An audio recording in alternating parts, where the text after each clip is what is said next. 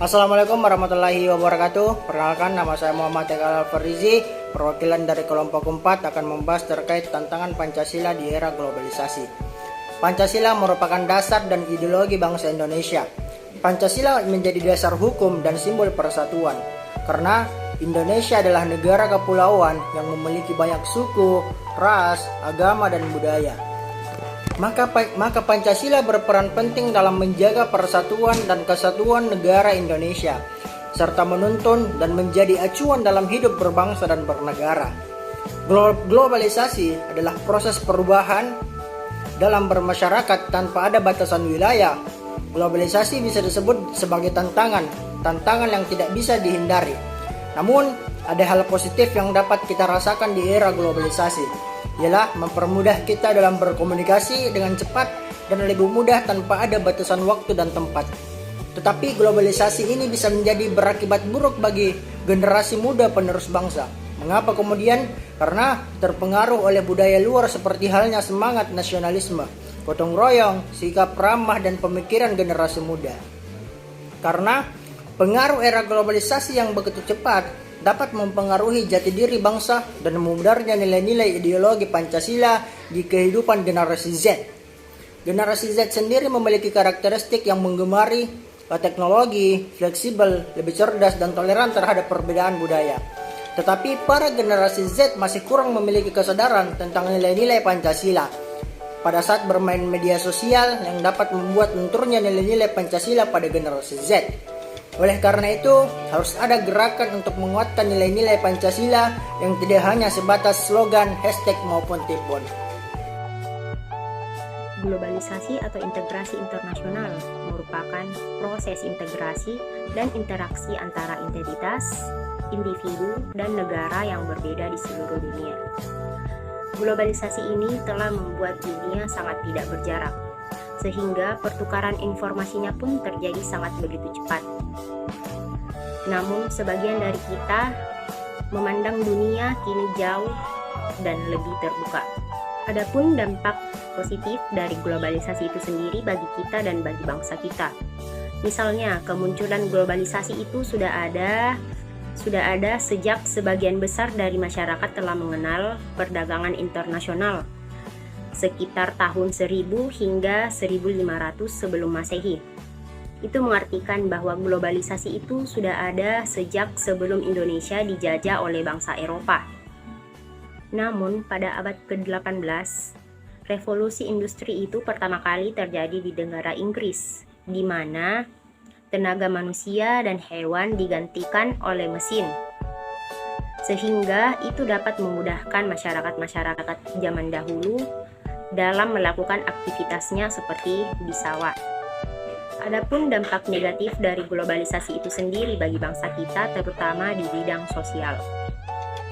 Video bullying atau perundungan yang dilakukan oleh sejumlah remaja putri di bawah umur di Cilacap, Jawa Tengah viral di media sosial. Saudara, aksi perundungan ini membuat resah orang tua korban. Aksi tawuran antar warga kembali terjadi di dua lokasi. Karena diduga terlibat kasus pornografi online dan korbannya merupakan sejumlah mahasiswa. Pergeseran budaya juga mempengaruhi psikologis masyarakat. Selain itu, adapun beberapa dampak negatif dari globalisasi itu sendiri. Yang pertama, diskriminalisasi suku bangsa, dan yang kedua, adanya sikap intoleran, dan yang ketiga, maraknya sikap individualisme atau biasa kita kenal sebagai perilaku yang mementingkan diri sendiri, dan yang terakhir itu yang keempat, adanya penyalahgunaan sosial media. Indonesia merupakan negara yang besar dengan 3 pilar utamanya, yaitu Pancasila, Undang-Undang Dasar 1945, dan Bhinneka Tunggal Ika yang menjadikan Indonesia sebagai bangsa yang hebat. Pancasila pertama kali diperkenalkan oleh Insinyur Soekarno pada 1 Juni 1945 pada sidang perumusan dasar negara bersama BPUPKI.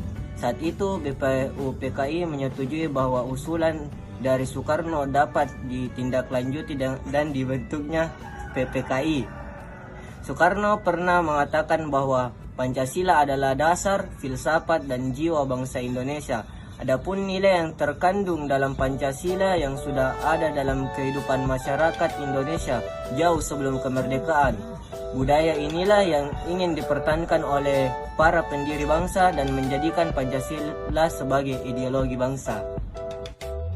Ideologi Pancasila adalah cara kita memandang berdasarkan nilai-nilai luhur Pancasila. Pancasila sejatinya merupakan ideologi terbuka, yaitu menyerap nilai-nilai yang baru yang dapat bermanfaat bagi keberlangsungan hidup bangsa. Namun di sisi lain diharuskan adanya kewaspadaan nasional terhadap ideologi baru. Apabila Indonesia tidak cermat, maka masyarakat akan cenderung untuk mengikuti arus luar tersebut. Sedangkan ideologi asli bangsa Indonesia sendiri, yakni Pancasila, malah terlupakan, baik nilai-nilainya maupun implementasinya dalam kehidupan sehari-hari.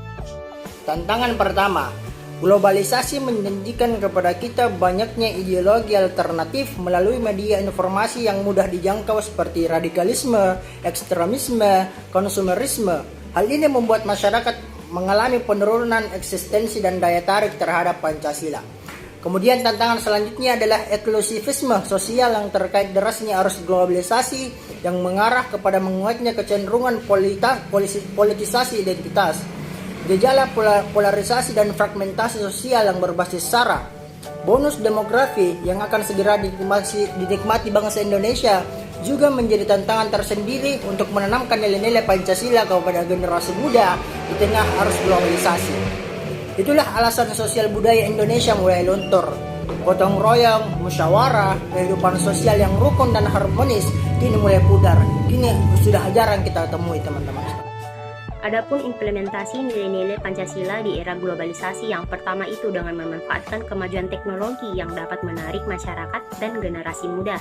Selanjutnya, dengan membumikan nilai-nilai Pancasila melalui pendidikan dan pembelajaran yang berkelanjutan di semua lini dan wilayah. Oleh karena itu, perlunya diadakan kurikulum di satuan pendidikan dan perguruan tinggi seperti pendidikan Pancasila dan pendidikan kewarganegaraan. Memang globalisasi tidak bisa kita hindari, namun setidaknya kita punya Pancasila sebagai penyaring arus deras itu, sehingga arusnya tidak terlampau deras. Kita tidak bisa hanya sekedar memahami Pancasila, namun harus dihayati dan diwujudkan dalam kehidupan kita pribadi dan seluruh masyarakat Indonesia.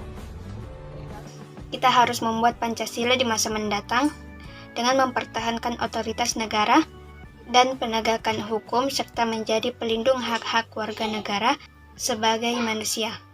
Oleh karena itu sangat penting bagi kita untuk menanamkan kesadaran terhadap potensi bahaya gangguan dari luar yang dapat merusak dan mengajak siswa untuk mempertahankan identitas bangsa serta meningkatkan ketahanan mental dan ideologi bangsa.